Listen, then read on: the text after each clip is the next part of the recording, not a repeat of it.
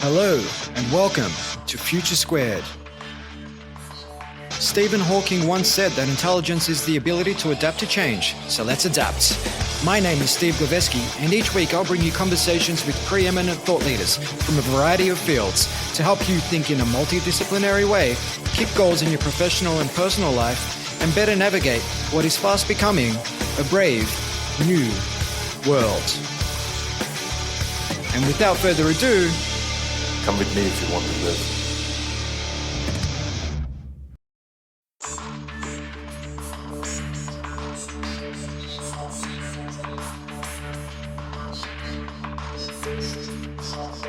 Hello and welcome to Future Squared. Stephen Hawking once said that intelligence is the ability to adapt to change, so let's adapt. My name is Steve Glaveski, and each week I'll bring you conversations with preeminent thought leaders from a variety of fields to help you think in a multidisciplinary way, keep goals in your professional and personal life, and better navigate what is fast becoming a brave, new world. Future Squared is brought to you by Collective Campus, an innovation accelerator that works with organizations to unlock their people's latent potential to create more impact for humanity and lead more fulfilling lives. If you need help driving your organization's innovation strategy, visit collectivecampus.io. And without further ado, come with me if you want to live.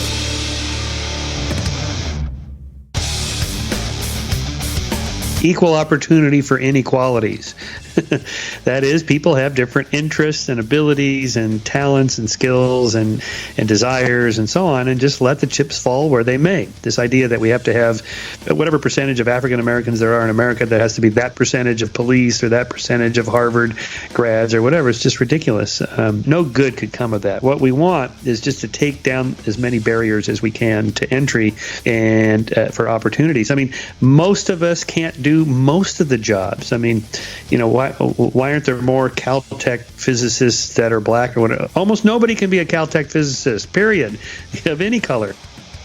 Michael Shermer is an American science writer, historian of science, founder of the Skeptics Society, and editor-in-chief of its magazine, Skeptic. Shermer engages in debates on topics pertaining to pseudoscience and religion, in which he emphasizes scientific skepticism. He is also a monthly columnist for Scientific American and a presidential fellow at Chapman University, where he teaches Skepticism 101. He is the author of several best-selling books, including Why People Believe Weird Things, Why Darwin Matters, The Science of Good and Evil, and The Moral Arc. His latest book is called Heavens on Earth, The Scientific Search for the Afterlife, Immortality, and Utopia. Shermer is also a member of what's become known as the intellectual dark web, alongside others such as Sam Harris, Joe Rogan, Ben Shapiro, Ayaan, Hirsi Ali, and Jordan Peterson. Having recently appeared on the Joe Rogan Experience and the Rubin Report, today he appears for the first time on Future Squared. We covered a lot of ground in this episode, including 1. People's last words and what we can glean from them about how we live our own lives. 2. Immortality and whether you and I might live long enough to live forever. And 3. Tribalism, identity politics, and diversity quotas in tech. This only scratches the surface of what we covered, so sit back and strap yourselves in for an enlightening conversation with the skeptic, Dr. Michael Shermer.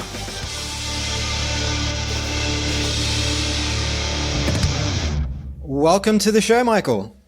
Thanks for having me. That's an absolute pleasure to have you on the show. And, before we get into the formalities of today's conversation and discussing all sorts of existential things, it's a really small world because many, many years ago, you found yourself in Australia for a conference called Think Inc., which incidentally was a conference my current business partner put together. Do you recall that conference? I do, indeed. Yes, I think that was the one Neil deGrasse Tyson also spoke at. So that was great. In fact, in another trip, I can't remember if I think this might have been part of it. I also did a lecture tour of Australia. Mm-hmm. So I was at Sydney, Melbourne, Perth, and Darwin. And boy, your country is huge. It is huge, but it is deceptive. You'd think there'd be a lot more than 23 million people on it, given how big it is. But 98% of it's not inhabited. That's right. Unlike LA, which is also probably around 23 million. Exactly. Back then, yeah. But my anyway, yeah, it's great. I love Australia. Yeah. My co-founder actually mentioned that at that conference, Neil deGrasse Tyson took everyone outside on a balcony and showed everyone his big laser, which doesn't sound as that's right. suggestive as that. He was essentially pointing out stars and constellations and things like that. I was on that balcony. I remember that. Yes, that's right. There you go. Well, we won't spend the entire hour talking about the Thinking Conference and Australia. We won't bore our listeners, but you do have a new book out. It's been out for a little while. It is called Heavens on Earth and the Scientific Search for the Afterlife, Immortality and Utopia. And the book essentially opens up by asking us to imagine ourselves dead, which, as it turns out, is a really terrifying thing for a lot of people. And you found that there's a couple of ways that people essentially deal with this, being theory management, terror management theory, and emotional priority theory. I'd love to unpack some of the learnings around these, Michael. Yeah. So first of all, the little thought experiment, which is not original to me, just imagine yourself dead. You can't do it because to imagine anything, you have to be alive. So the idea of picturing yourself dead, most people say, well, I see myself in a casket there, and all the loved ones are around, and hopefully they're mourning. Hopefully. But of course, you wouldn't see anything because you're gone. It's lights out. And the analogy I make is imagine there's no universe. I mean, just absolutely nothing. Not just no stars or planets or people or anything like that, material stuff, but there's not even nothing. There's not even empty space. There's no light. There's no darkness. There's just absolutely nothing. You can't even, at some point you just hit a wall, an epistemological wall. We can't know, and it's really an ontological wall. We can't, just simply there is nothing.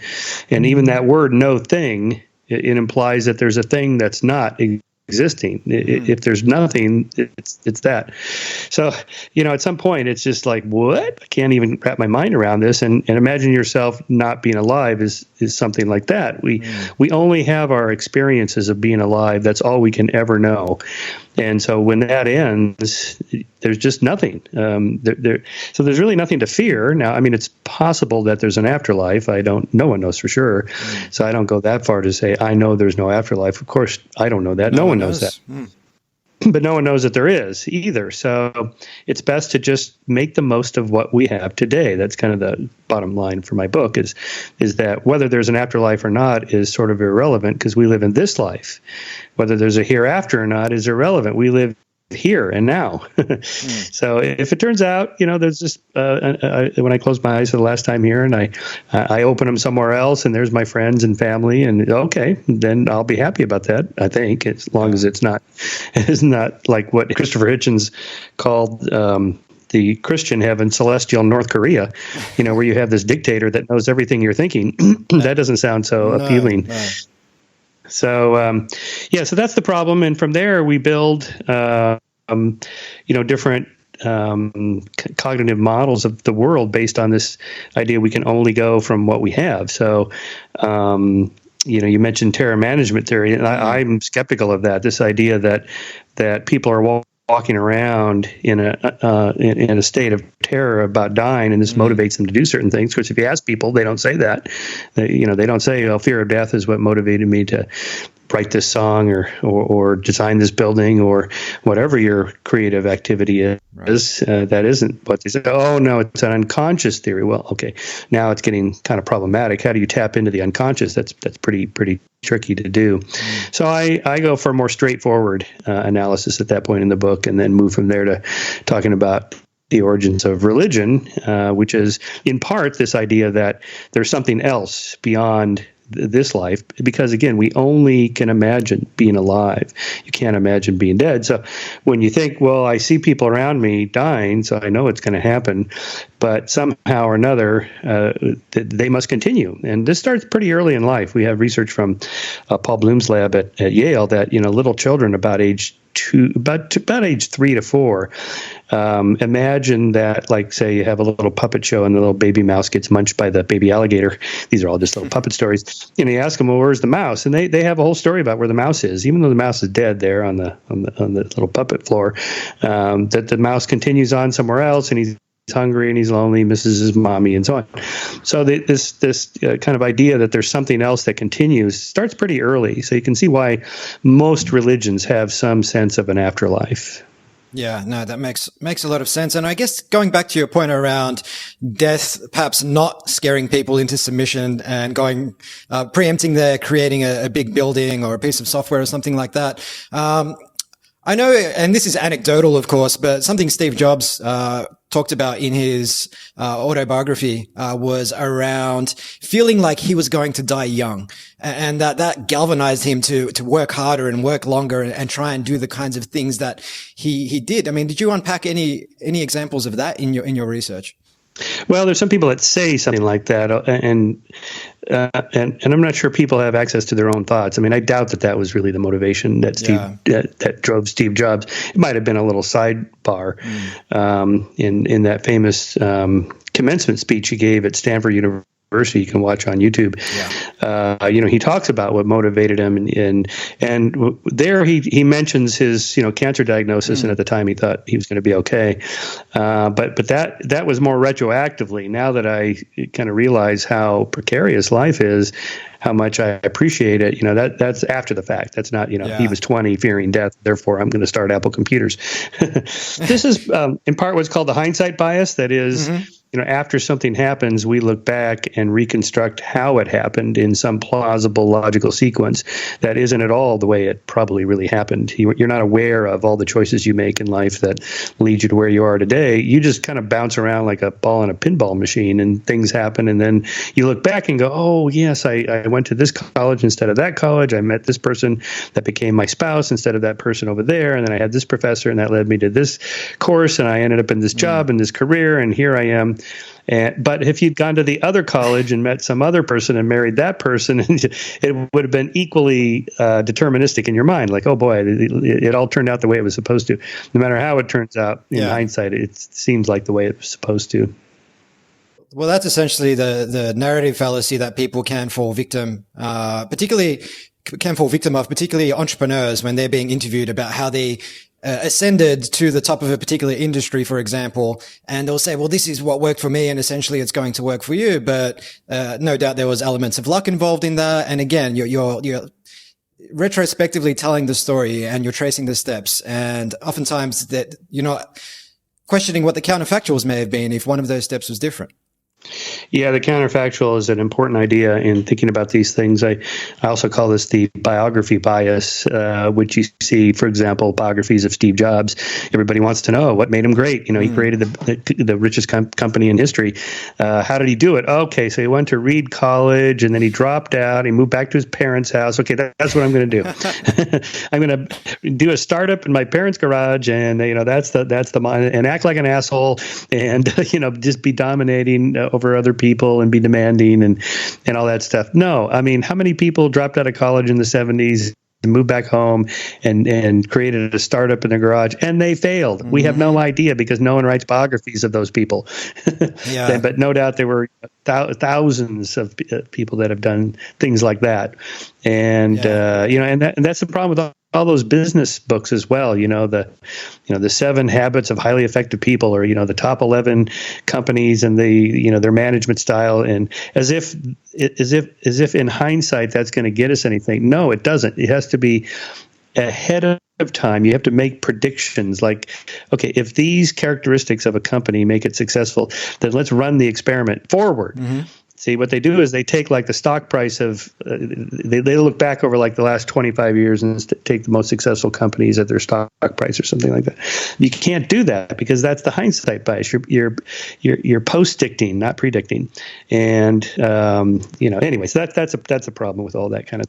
Yeah, no, that makes a lot of sense, and it's something that Annie Duke, the former World Series of Poker champion, talks about, this concept of resulting. Where, for example, if I run red lights and don't get into an accident, that may be a good outcome, but it doesn't necessarily mean it was a good decision. And with a lot of those old business books, like Jim Collins' Good to Great, where they profile essentially a lot of companies who are at the top of the world and had been there for a long time. Many of those companies have fallen out of the S&P 500 since that book came That's out. Right. Exactly right.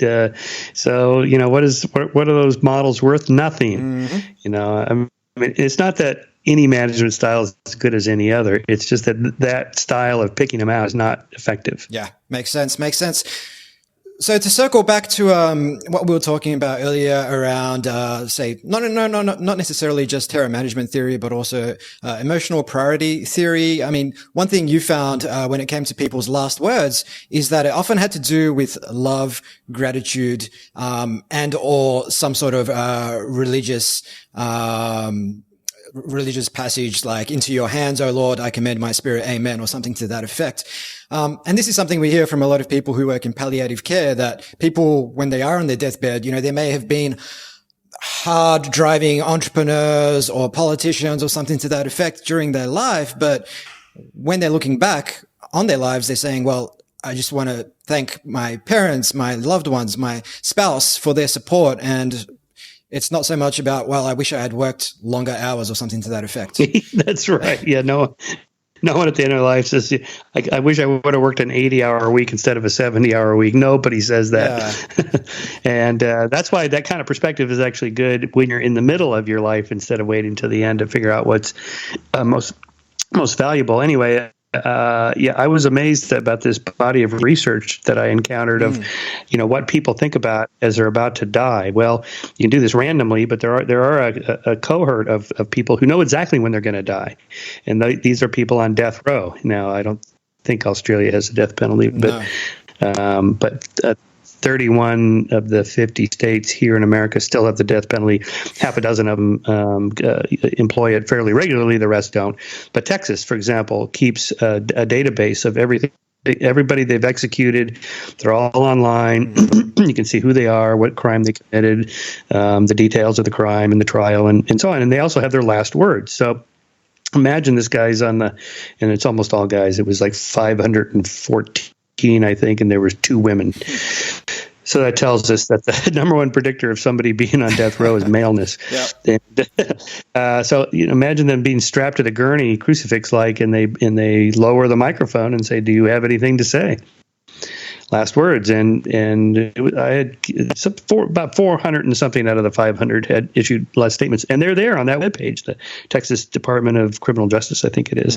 And so I just did a content analysis of every single one of the statements, and I had a couple of graduate students code them also, and then we ran an inner rate of reliability. Were we coding that statement in the same way as the other person did, and that was quite high, and it was pretty obvious. I mean, the vast majority. I just want to say I love my mother, I love my sister, my girlfriend, my wife, my buddies here on death row, because a lot of these guys are there for decades. It takes so long. Appeals process, so they form relationships there, and and forgiveness. A lot of them ask for forgiveness. They know the families of the victim are on the other side of that glass wall, and so they ask for forgiveness for them, and so on. There's some religious language as well, but mostly just the expression of love, and just that tells us what a powerful emotion that is into human existence and what really matters. Definitely, and I think that's a key lesson out of I suppose processing that library of 514 executions is what really matters to people. And if you are someone who perhaps is neglecting your personal relationships and everything else in pursuit of some extrinsic validation, shall we call it, perhaps take stock and reflect on how you're living your life today. Yeah, absolutely. It's not the kind of thing you can think about all the time. No, I mean, of you course. have to pay bills and go to work and kind of the daily grind stuff. But it's always good at least just at some point during the day, every day, just kind of reflect back. Well, what am I doing here, and what really matters? Not that you should quit doing the boring stuff, because that's mostly what we do. That's what we do. Just the daily grind. But just the reflection. Well, the reason I'm doing this is because I love my family, or my kids, or parents, whatever. And I think that helps. I mean, that's all we could do. Again, we don't know what happens after death. Very, very likely nothing. When people say, well, Shermer, where do you think you go? Where are you after you die? Same place I was before I was born.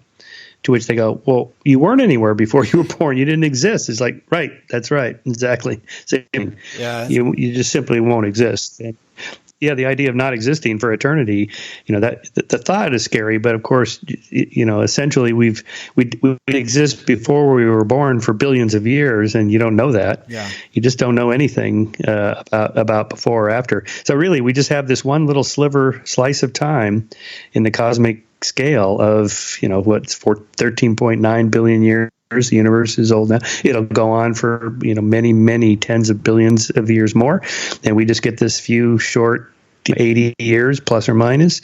That's it. So it's about 30,000 days on average. So just picture a stadium, a football stadium or whatever, where there's 30,000 seats in it, and each day you go in and you sit in a different seat, and at the end of it you've sat in every seat. That's your life. So it's long enough that's seems like a lot, so that's good, but it's short enough that it makes you want to reflect back on what matters, and don't forget that. Yeah, and I think that's something Tim Urban, he published a blog post called The Tail End, in which he mapped out your days and how many days of your life you've already spent, say, whether it's with your parents or someone close to you. And if it was your parents, so to speak, and say you're in your 40s, potentially you've already spent 98 or 99% of the time you're going to spend with them, because you saw them every day up until you were 18. And then maybe you moved out and you saw them once a week, and maybe they're going to be gone in 10 years and you see them once a month now.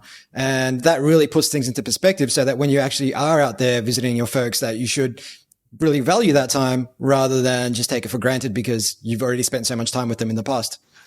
That's right. Yes. Yeah. And, I had 4 parents, 2 step parents, 2 bio parents, and they're all gone. And now I'm a parent. So I kind of think back on those things like, gee, I hope my kids appreciate me like I didn't appreciate my parents. So no. Yeah. Well, unanswered questions. But on last words and religious language, I'll quote the mythical Ragnar Lothbrok. It gladdens me to know that Odin prepares for a feast. Soon I shall be drinking ale from curved horns. This hero that comes into Valhalla does not lament his death. My death comes without apology, and I welcome the Valkyries to summon me home. This stuff makes for really great stories, Michael. Nice. Yes, that's good stuff. Absolutely. So, I mean, just on that, because your book does explore why people believe in God, or a God, or many gods, whether they're monotheist or not. And it was interesting to discover that why people think other people believe in God was around comfort, and consolation. But in fact, only 9% of people surveyed believe in God for that reason. The number one reason was the need to believe in something just because. Yeah, so there we found Frank Sullivan and I did this study, found a difference, sort of an attribution bias. I attribute my motives to something different than your motives. So this comes from other research. I don't need to get into all that, but basically, the people that don't see themselves as believing in God because they need it, they're emotionally weak, or they have a fear of death, or something like that. They will give you rational arguments. Well, here's why I believe in God.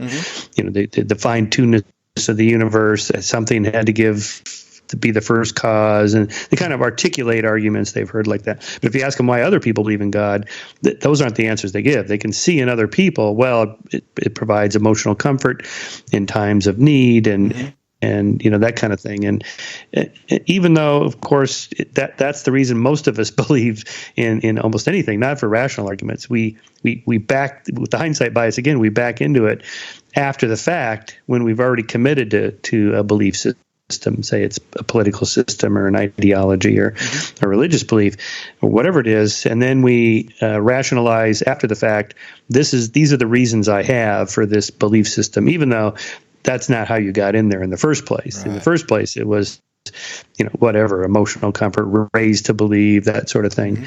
My parents believed, or my peer group, that kind of thing. So I that's a kind of a normal psychological process called motivated reasoning, like the confirmation bias, where you look for and find confirming evidence for what you already believe, and you ignore the disconfirming evidence. Very common.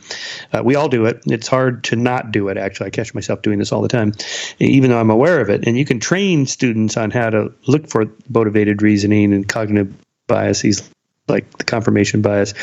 And they get good at spotting it in other people. Yeah. But it's hard. It's really hard to see it in yourself. And so that's one of the things we have to overcome as critical thinkers. Yeah. On things like blind spot bias, before we go any further, do you have any advice to help people identify their own blind spot bias? Because it's like you said, it's easy to identify that in other people, but not so much in ourselves. That's right. And you can even point that out to people, and that helps a little bit. But really, it's almost impossible to see it in yourself, which is why you really need to surround yourself with people willing to criticize you. If they really love you and they really respect you, they've got to be able to tell you, Shermer, you've gone off the rails with this idea. You are probably wrong. And because the fact is, most of us are wrong most of the time about our ideas. And that includes scientists. Most ideas in science have turned out to have not panned out, because that's the way science works. The way Karl Popper described it is conjecture and refutation. So the conjecturing part is, you're in the lab, you're spitballing ideas, you're throwing out hypotheses, guesses, whatever, and then you test and see what happens. And the last ones that have not been refuted, we can't say that they're true with a capital T, they're just not yet falsified. And so we gain confidence that they're closer to reality, something like that. And this is why scientists it's really important to work in teams, to have colleagues, to go to conferences, to publish in journals that are peer reviewed, where somebody is going to read it blindly. They don't know who you are, you don't know who they are, so they can feel free to be as critical as necessary, and why you should not work in isolation. I get, as publisher of Skeptic magazine, I get I get a lot of these what I call theories of everything, where these guys will write in, I've been working on this theory of physics and cosmology, and I can show you that Newton was wrong and Einstein was wrong and Stephen Hawking was wrong, and I got the whole thing worked out. And I'm not a physicist guy, so I look at these things, go, dude, did you ask the local high school physics teacher if you're even remotely close to something? Because I think this thing here was debunked, like a century ago.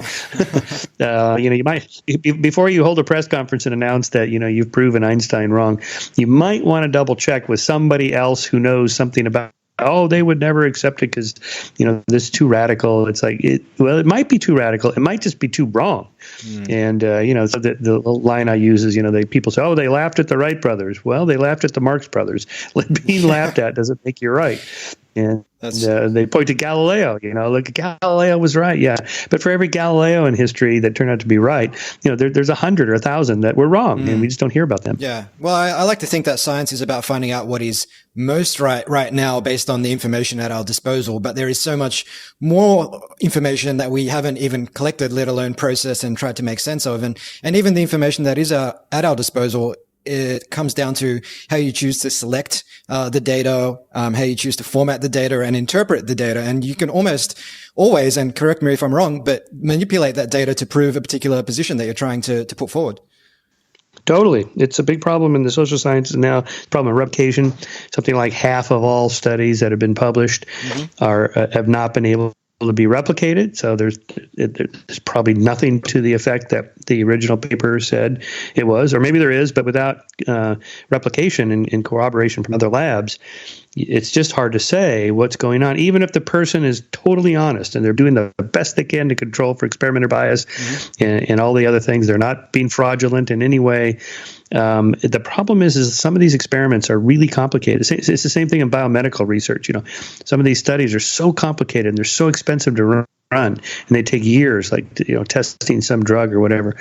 And So a pharmaceutical company will read some peer-reviewed journal article by a professor of biomedical studies or something at a university, and it's like, oh my God, if this thing is true, this could turn out to be like, $1 billion drug for AIDS or whatever, cancer, something like this. And so they'll spend millions and millions of dollars trying to replicate this guy's research, and they can't do it.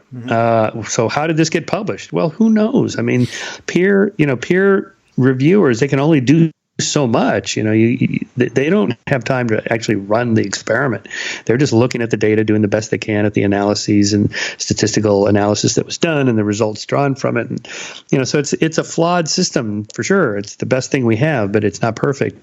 And so things like that slip through. And, I'm really worried about the replication crisis in the social sciences. A lot of these classic studies that are really famous, and then, there was this whole push in the last decade to replicate them, and about half of them were not. You couldn't replicate. Wow. I would say, "Oh my God, I've been teaching this stuff." Oh no. Well, yeah, especially but that's the way it goes. See, that's the. Yeah, I mean, especially for really foundational research that was carried out decades and decades ago. That much of our education is based on today, like you said.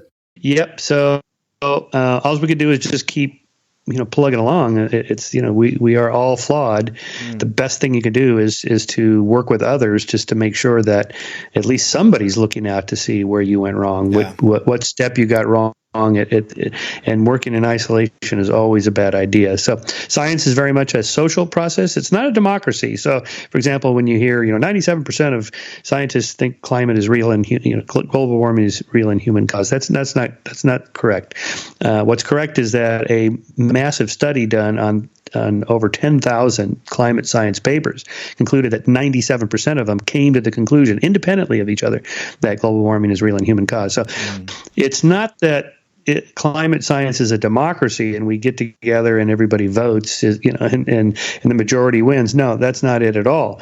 It's that it's a competitive enterprise. And if you could show how this famous study showing global warming is real or whatever is wrong, you can actually make a name for yourself, build a career as, building another model or something like that. The fact is, there's only, so what about the other 3%? Well, here's a good test of what I'm talking about here is that the 3% don't point to any one particular conclusion. They just scattershot, it might be the sun causing it, or it might be volcanic activity or whatever. And those are all easily refuted. But the 97% papers all point to the same conclusion. There's a convergence of evidence toward a single conclusion, whereas on the other side, there's no convergence at all. It's the same thing with creationists. They think if they poke a hole in some tiny little area of evolutionary biology, like, if you can't explain this one anomaly right here, then the whole edifice comes down. No, because the whole edifice is not based on that one little thing that you think you've refuted. So this is what's sort of scanning for anomalies. This is what they do, and just sort of looking for something that doesn't quite fit. And if it doesn't, then they're not going to believe the whole theory. Well, it's funny what you said there about the creationists, because you can poke a lot more than just one hole in everything they believe in. Well, that's right. Yes, but they don't even have a theory, a testable theory. Again, there has to be a way to testify, conjecture, and refutation. How can you refute the God hypothesis? I mean, the creationist explanation for anything in evolutionary theory, that the history of life and so on, is God did it. Yeah. Well, where do you think DNA came from? God did it. It's not. Well, it's not just that it's wrong or whatever. It's that it's not even wrong. It's not testable. It's not science. There's no way to refute it. It's a meaningless hypothesis. Yeah. How did God do it? Did God use RNA to create DNA? Because that's one of the models that we think, the origins of DNA, for example. And if that's what God did, how did God do it? What forces were used and so on? Pretty soon you're just back to doing science. And God's out of the formula entirely. So yeah, and speaking of God being out of the formula entirely, I know you were raised essentially fundamentalist Christian, and I mean, my family came from Eastern Europe, so they were Eastern Orthodox Church. So I was raised Christian, but nowadays, I guess I take the title atheist, agnostic, somewhere in between. But it seems to me that there were some evolutionary advantages to people having a belief in something greater than themselves, because it would essentially bring people together. And, I mentioned Ragnar Lothbrok, the Viking, and when you look at people going or marching out to war, if they believe that there is perhaps an afterlife, perhaps they're going to take more risk and therefore fight harder than their adversaries, and therefore, secure the wealth of their people for the next few centuries to come. I mean, what are your thoughts on religion and risk taking, and therefore the evolutionary advantages it may have offered certain people? Right. So this is what are the evolutionary origins of religion? Well, first of all, there may be none. It may be purely cultural, but it's a debatable subject. That is, did religion act as some kind of binding force that made believing in a God for people in a group more successful, more likely to survive than people in other groups who did not believe in God? That's the argument. Yeah. Maybe. It's a reasonable hypothesis.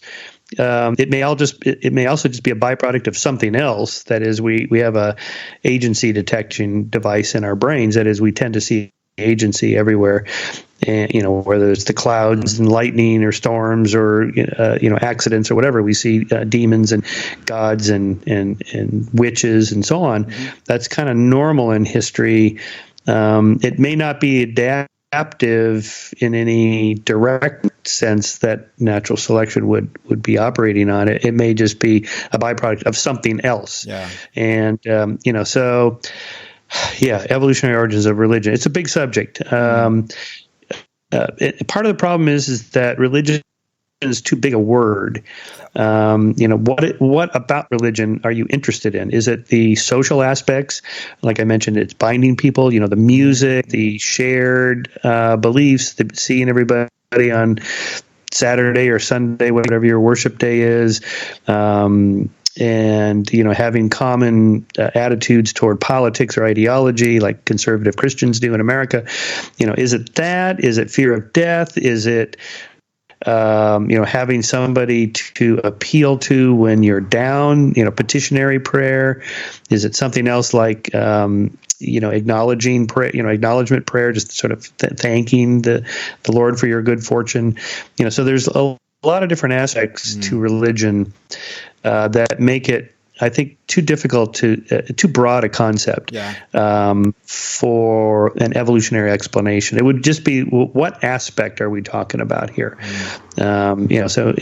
When you pin it down, then it becomes more of a useful concept to think about. Yeah, and I guess insofar as, say, the past 2 or 3 millennia are concerned, I mean, if I look at things like, or theories like Daniel Goleman's theory in his book Emotional Intelligence, that and he points to Pandora essentially closing the box in time to salvage the one antidote that makes life's misery bearable, which was hope. And I guess a lot of people draw hope from religion, and he made a connection between hope and an increase in life satisfaction, a decrease in depression, emotional distress and anxiety, and generally being able to better navigate life. Because when you move forward with hope, you tend to make more optimistic decisions, be more positive, put yourself out there, have a more positive relationship with adversity and things of that sort.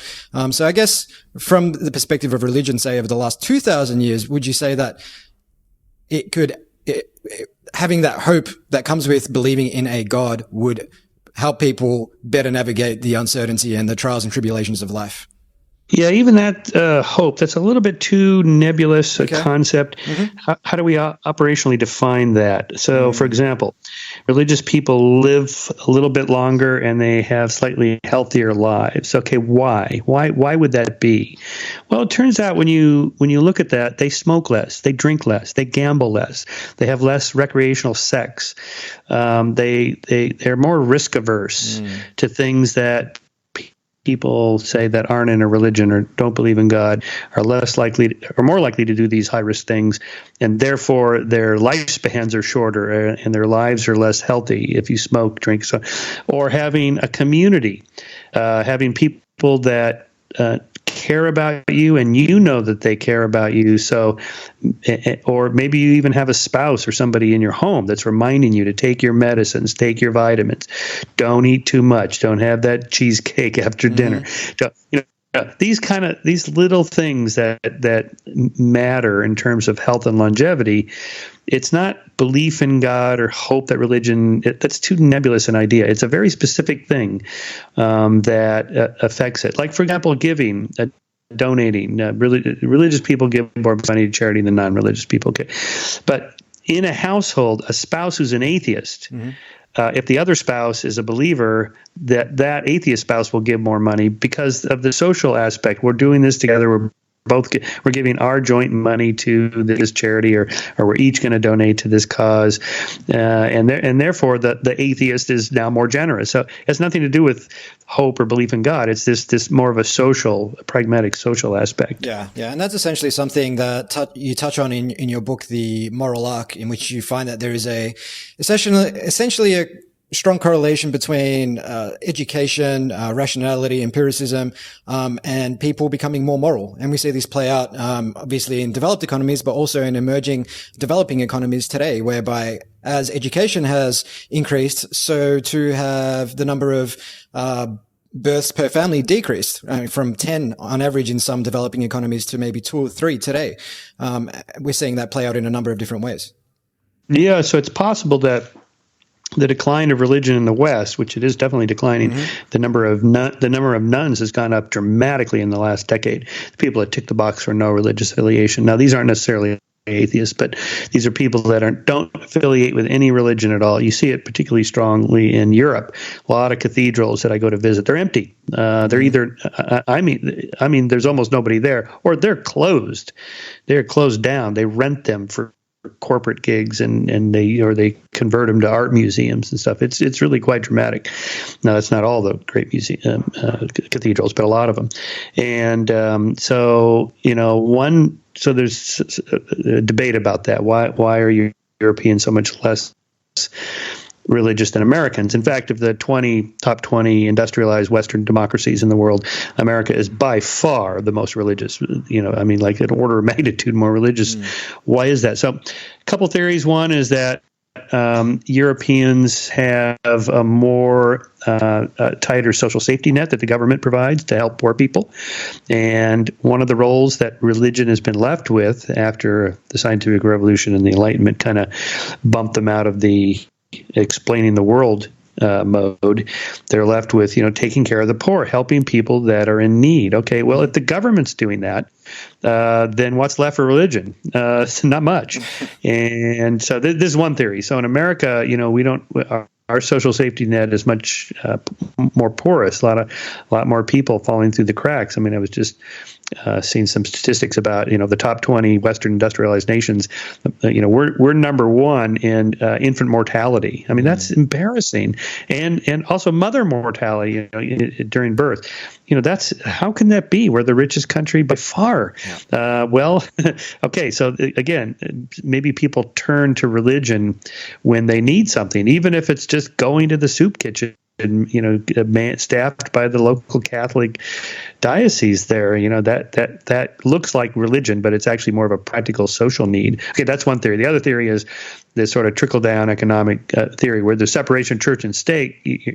Religions don't get money from the government in America, so they have to compete for those dollars in the marketplace, and so they become more relevant. They're more flexible. They have babysitting and free parking and all kinds of things that people need from their religions, whereas European religions are much more static and kind of old school. And so that's the other theory. And I mean, in Germany, for example, where my wife is from, I didn't know this till I met her, that they have a church tax. Your taxes are withheld. Your money, your paycheck is part of your paycheck is withheld every month and given to the religion you were born into, you were baptized into. And now this is mostly Protestant and Catholic in Germany, but a few other religions get in on it. And the money just goes straight to the church. They can do anything they want with it. So they're just let that sink in for a second. They're getting tax dollars from citizens via the government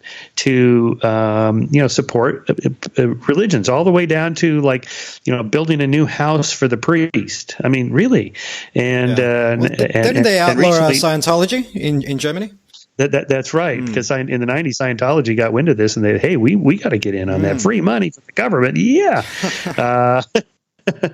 And the German government said, no, you're not getting in on that. Yeah, that's right. So you mentioned earlier, obviously, child mortality being a lot higher than it essentially should be today. And one thing you do explore in your new book was immortality. And while there's all sorts of efforts to extend the human lifespan, and essentially, people like Peter Thiel are saying that probably the most extreme form of inequality is between people who are alive and people who are dead. And he's one of these people who's investing heavily into expanding the human lifespan ad infinitum, potentially. But you say in your book that, we're nowhere near the genetic and cellular breakthroughs needed to break through the upper ceilings. And instead, we should be focusing on today's problems, whether it's child mortality, cancer, Alzheimer's, and other diseases. Yeah, that's right. Now, since I've written that book, actually, Peter Thiel's become a friend, and I love the guy. I love these big thinkers. I love his attitude. Yeah, yeah. I'm a techno optimist, and I love all that positive thinking. Especially if you're a billionaire, you can fund companies that are going to try to cure certain diseases, because to live forever, you're going to have to cure Alzheimer's and dementia and cancer and so on. Okay, so here's my take. I'm not worried about living 500 years. Just get me to 90 without prostate cancer. Get me to 100 without, say, Alzheimer's or dementia. Just take it one decade at a time, because they're going to have to do that. They're going to have to solve specific problems. So I'm taking more of a protopia approach instead of utopia. Just one step of progress at a time, protopia, and see how it goes. And the fact that there's so much wealth now to go around, there's more billionaires than ever, and now there's new social norms for that. Most of them to give it all away, or at least give half of their wealth away. To these kinds of causes. Now, in the old days, they built libraries or buildings with their names on them. Now it's getting more and more toward, solving global poverty, for example, with the Gates Foundation, or curing, through vaccines and mosquito nets and, just basic stuff like that. Okay, that's all good. I'm all in favor of that. But let's not get crazy and think, okay, we are the generation that's going to live forever. Because the moment you say that, it's starting to sound like religion again to me. Like, okay, here we go. We're the chosen people. We're the ones that, get to go to heaven, and everybody else, goes by the wayside. No, this is not going to happen. I mean, I've looked at the science, the life extension, radical life extension. We're nowhere near breaking through the upper ceiling. So people say, yeah, but don't we live twice as long as we used to? No. More and more people are living longer, such that the average lifespan has doubled, say, from 40 to 80. But that's very deceptive, because back, a century ago or 2 centuries ago, infant mortality was so high that gets averaged into the overall lifespan and tugs down the average. But if you make it to age 5, then the chances of you making it to, say, 50 go way up. If you make it to age 10, the chances of you making it to 60 go way up. And if you make it to 20, then chances of you making it to 80 go way up. So there are plenty of people in centuries past who lived into their 80s, just not very many compared to today. So you have to remember that this doubling the lifespan has nothing to do with we've broken through the upper ceiling and now people are on the verge of living forever. No one has ever made it past the upper ceiling of about 120. No one, and no one ever will, unless there's some huge breakthrough that we're not even close to doing, having to do with genetics. Yeah, I think that's a great point, and it kind of goes back to what we were saying earlier about science and how you can take data and interpret it any which way. And in this case, if you look at the average, yeah, sure, we've doubled the human lifespan, but if you take out child mortality, you actually find that we haven't really doubled the human lifespan. We've only increased the number of people who make it to, say, 80 or 90 years old. I think that's beautifully illustrated that. And I was lucky enough to catch Jordan Peterson and Dave Rubin last night in Melbourne in front of an audience of... Oh, you did? Yeah. Oh, great. Crazy audience of 5,500 people. And one thing Dave Rubin said about... Oh, my God. Yeah, it's insane. It's insane. I mean, just real quick on that, it's looking around, I was thinking... Half of these people look like they would have done everything to skip a lecture at school or at college. And here they are paying $100 to sit there for 2 hours and just listen to Jordan Peterson talk. It's crazy, to even think that. But I think that's just people's hunger for discourse and for knowledge. I mean, what do you put that down to? I mean, I want to keep talking about the immortality stuff, but now that we're on the topic, I mean, what do you think, being a member of, as we call it, the intellectual dark web, people have such a thirst for the knowledge that you guys are putting out into the world? Yeah. I don't think anybody has the answer to that. I mean, I wrote an article for Skeptic, Have Archetype Will Travel, based on an old TV show in the 60s called Have Gun Will Travel. Anyway, I think it has to do with the fact that Jordan provides a lot of intellectual cachet to some very basic ideas that have been put forth by, say, motivation speakers for 3/4 of a century, going back to Norman Vincent Peale, and the power of positive thinking. Napoleon Hill. Napoleon Hill, Think and Grow Rich, Mark Victor Hansen, the firewalking guy, Tony Robbins, Tony Robbins, Zig Ziglar. They're Zig Ziglar, I mean, this kind of stuff like, make your bed, clean your room, have a habit of dressing nice and work out and eat right and be nice to people. And, it doesn't get more basic than that. And it's true. These things are true. Life is harsh, and you got to get your life in order to push back against the entropy of the world. And I think a lot of people have just not heard this, or they need to be reminded of it. We did an issue of Skeptic years ago on the self-help and actualization movement, SHAM, which is the title of a book. And Steve Salerno wrote this book, and he used to be the self-help editor at Rodale Press, which is the largest publisher of self-help books in America, maybe the world. And he said the number one predictor of somebody who would buy one of these self-help books is somebody who had already bought a bunch of the self-help books. Okay, if one of them worked, why do you need to keep buying more of these books? Because they're all slightly different. And our conclusion is that they don't work in any kind of general sense like medicine cures you of your cancer or whatever. They work in the sense like a diet. You just have to keep working it every day, and you just have to so that's why they have these little, in addition to the books, you can get the tapes, or now I guess the MP3 files or whatever, to listen to that person telling you every day, remember, you can do it, and think positive and this sort of thing. Or they tape the little Post-it notes to their refrigerator to remind them not to eat too much, these kinds of things. So it works when you work it, as one of the self-help gurus said. Yeah. And I think Jordan is a sort of a highbrow version of that really basic human motivation, and he's a good storyteller. I've been to 2 of his shows here in California in the last 6 months, and I liked him. I thought he was great. I've gotten to know Jordan. He's a really nice guy, very respectful of other people. He is a clinician, so I believe him when he says he wants to help people. I think he does. I think he's trying to make a difference. I don't think he's a huckster. He's not a phony. He's not a con artist. Not at all. He absolutely believes what he says. Now I think he's wacky when he gets into Jung and archetypes and Nietzsche and all that stuff. I just get totally lost in all that stuff, and I couldn't make it through Maps of Meaning. I DNF'd after 6 hours listening to the audiobook he was reading. I did make it through 12 Rules. I thought it was too long by half.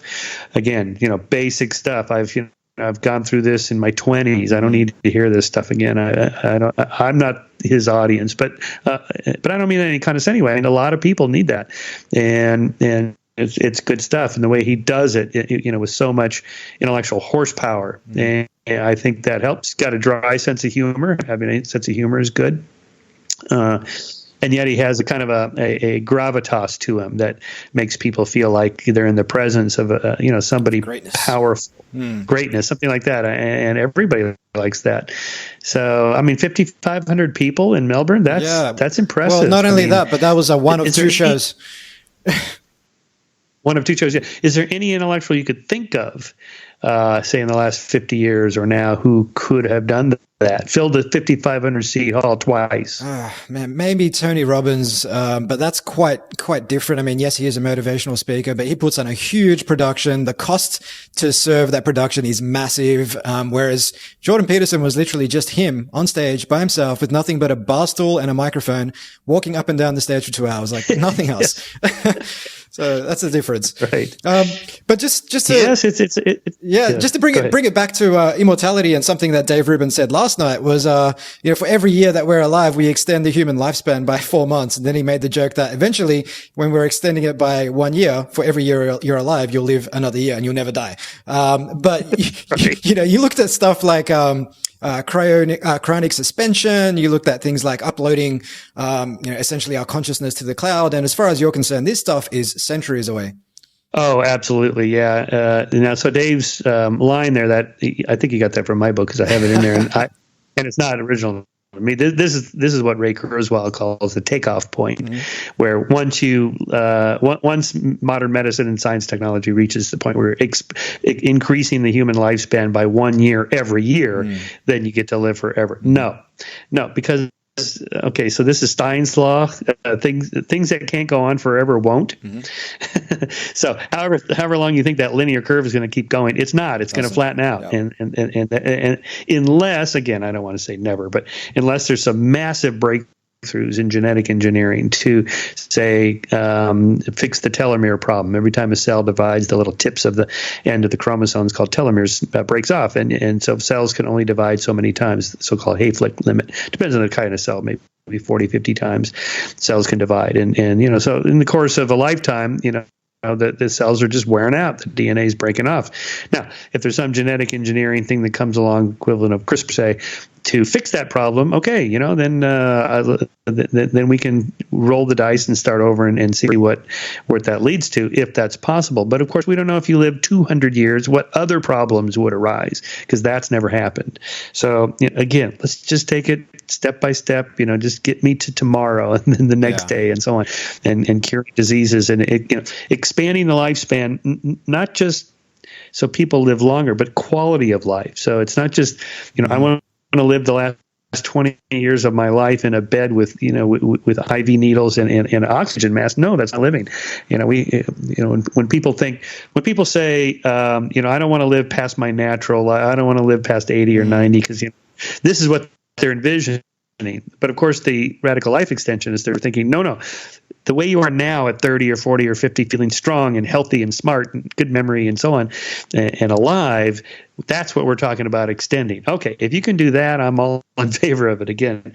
But, we need to be realistic, and we're just not there. I mean, the scientists that work in this area that I've interviewed, they say, like Aubrey de Grey's, 7 factors in the cell that, 7 problems in cells that if you can fix that, you get to live forever.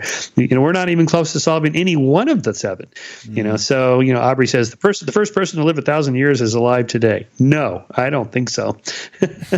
And of course, it's far enough in the future that we can't even bet on it unless we live that long. But not likely. Agree, and I think like you said, it's about health span, not just lifespan, because there's no point living to 100 if the last 20 or 30 years of your life you're essentially debilitated mentally and physically. But with the little time we have left, Michael, I wanted to change tact and explore the growing divide between left and right, and some of the identity politics that's playing out at the moment, both in Australia and the US, and essentially all over the world. And we talked about meaning earlier and purpose, and how religion oftentimes we may take up a religion because of a social need. And I recently spoke with Robert Greene, the author of 48 Laws of Power, and he defines a false purpose as when people seek to create purpose and a feeling of transcendence on the cheap with the least amount of effort. Such people give themselves over to false purposes. And I like to think of this as a fast track to moral righteousness, essentially. I mean, why do you think this is playing out? And do you think that some of the behavior we're seeing on the left has more to do with social need and, I guess, virtue signaling or wanting to belong to a particular group than anything else? Yeah, so we're pretty tribal by nature. We like to belong to groups for sure, particularly groups that reinforce the things we believe. Everybody does that, left, right, center, whatever. Everybody's got a group that they belong to. If you think you don't, you're truly independent. You're deluding yourself. Blind spot bias again. Yeah, I mean, even the radical anarcho-libertarian capitalists, they're a group. And, so of course the two major divides between the left and the right is kind of the two biggest cohorts. And, it's become more divisive in part, I think, because of social media. I think the divisiveness seems to have started when talk radio, at least in America, really got big in the 90s, when it became commercially big, and people like Rush Limbaugh, leaped to the fore, and then Bill O'Reilly and Sean Hannity, and these people on the right got a huge megaphone and making a lot of money at it. So there was a market for it, and the further out they go, to the right criticizing the left, the more money they make, the more support they get. So the left has kind of countered that now, I think. I don't like either one of them doing it, but I can see why, that they're pushing back hard. And it was really, I think, Trump that triggered it. It was always there, but, with Obama, in 8 years in the White House, there wasn't really a need to, bring that to the forefront. But since the 2016 election, it's just erupted. Now, this whole business intersectionality theory and, Marxism and all that stuff that, Jordan likes to harp on about, that's been there for a long time. But really going back to the 80s, postmodernism is, 70s and 80s, came to the forefront with the science wars in the 90s. Nothing new there, right? This is, but for the quirk of our electoral college system, Hillary would be president. She had the majority of the vote. It's just this quirky system we had. We got Trump. So now everybody, again, hindsight bias. Oh my God, this has been coming and coming. The rise of the radical right and populism and authoritarianism. Yeah, but if Hillary had won, we wouldn't have this conversation. There'd be no rise of the radical right. So again, we have to be careful of that hindsight bias and just sort of the availability heuristic. Whatever is most available in our senses, that's the trend we have to look out for. No, I think the trends are still in the right direction. This is just a little blip temporarily, this authoritarianism, populism stuff on the right and the identity politics on the left. I think the one drives the other. I think they'll both, the pendulum will swing back and then they'll, the identity politics thing won't fly anymore. Yeah, no, that makes a hell of a lot of sense. And it's always worthwhile assessing what the counterfactual is. For example, if Hillary did become president, what would have played out there?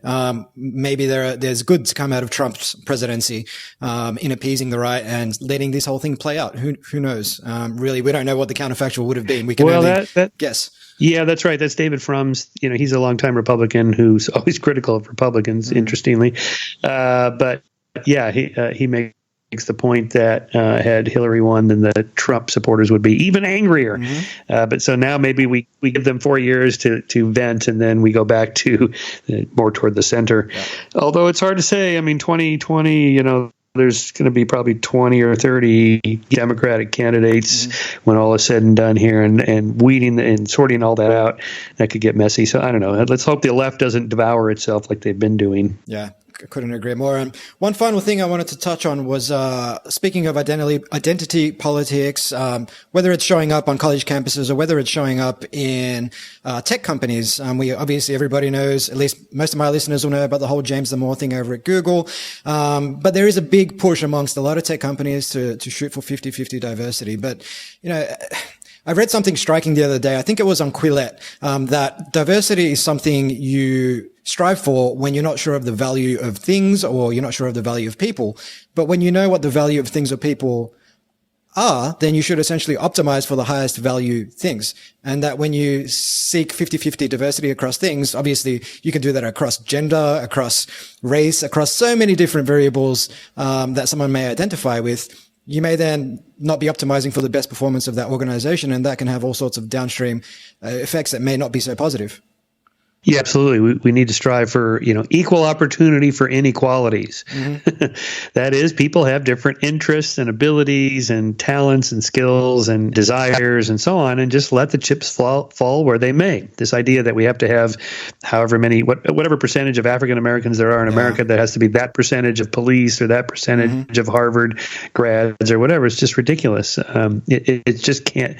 That no good could come of that. What we want is just to take down as many barriers as we can to entry and for opportunities. I mean, most of us can't do most of the jobs. I mean, why aren't there more Caltech physicists that are black or whatever? Almost nobody can be a Caltech physicist, period, of any color. Almost nobody can make it there. And why aren't there more women CEOs or whatever? I don't know. I mean, there have been barriers to entry. Yes, I think those are mostly down now. As we've seen in medicine, there's more medical doctor graduates now, MDs, female than male now in America. And certainly that's the case in psychology and the other social sciences. And and the barriers are down, and so whatever percentages there are, just let it go wherever it will. I mean, that's just the way it is. Most things in life I can't do, so the key is just find the things you're good at, that you're interested in, just do that, and don't worry about what somebody is thinking in terms of forcing you into some slot so that you fill a quota. No, quotas are a terrible idea. I mean, they started off as a good idea. We have to acknowledge that. Back in the in the 60s, when President Johnson here in America, introduced his Great Society. You can't take a man who's been hobbled by chains and bring him to the start line and expect him to compete against these seasoned athletes. That's not right. Okay, I agree. But, so affirmative action and so on. So, okay, but, we've had, 60-something years of that now. No, 50-something years of that now.